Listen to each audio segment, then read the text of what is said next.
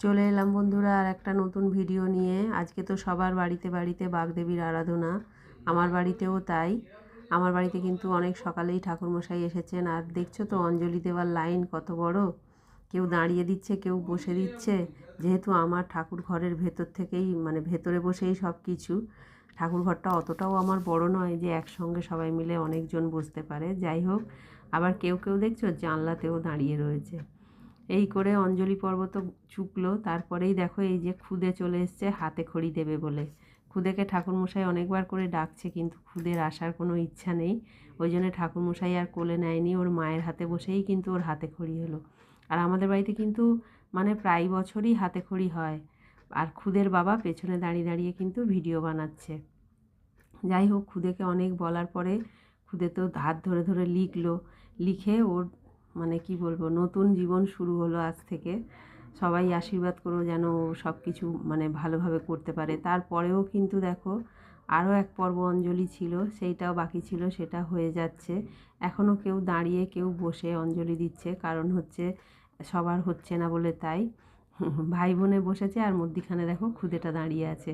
তারপরে ঠাকুরমশাই শুরু করে দিল আরতি। আরতিটা মানে কি বলবো, ঠাকুরমশাই আমাদের খুব ভালো করেন, দেখতে খুব মানে ভালো লাগে। জানি না তোমরা কে কতটা দেখতে পাও।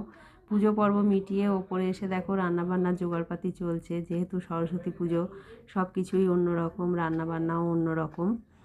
তারপরে এই যে বঞ্ঝি আনাজ কাটছে, আর আমি একবার করে আনাজ কাটছি আর একবার করে রান্না করছি। এটাই মানে কি বলবো, একবারে বসে তো কাটতে গেলে সময় চলে যায়। ওর ওর কিন্তু চোখ আছে ফোনের দিকে, আর এদিকে হাতে দেখো আলুটা নিয়ে বটির মধ্যে বুলিয়ে যাচ্ছে। তারপরে রান্নাবান্নার পালা। আজকে রান্না হয়েছে এই যে বাঁধাকপি হচ্ছে, বেগুন কেটে রেখেছি, বেগুনি করব, খিচুড়িটা হয়ে গেছে। আর এই যে পাঁচমিশালি আনাজ, এটা কিন্তু শীষ পালং দিয়ে একটা চচ্চড়ি হয়েছিল আর চাটনি। ওইটাই দুপুরের খাওয়া দাওয়া ছিল। তারপরে রাতে দেখো, রাতে আর সেরকম কিছু করলাম না। এবার সব তরকারি একটু একটু ছিল বলে ওই জন্য বঞ্ঝি বললো যে এবেলা আর লুচি পরোটা কিছু খাবো না, এবেলা গরম গরম ভাত। ওই জন্য গরম গরম ভাত হয়েছে, আর সঙ্গে আলু সেদ্ধ। বঞ্ঝিকে তো বসিয়ে দিয়েছি আলু সেদ্ধ মাখতে।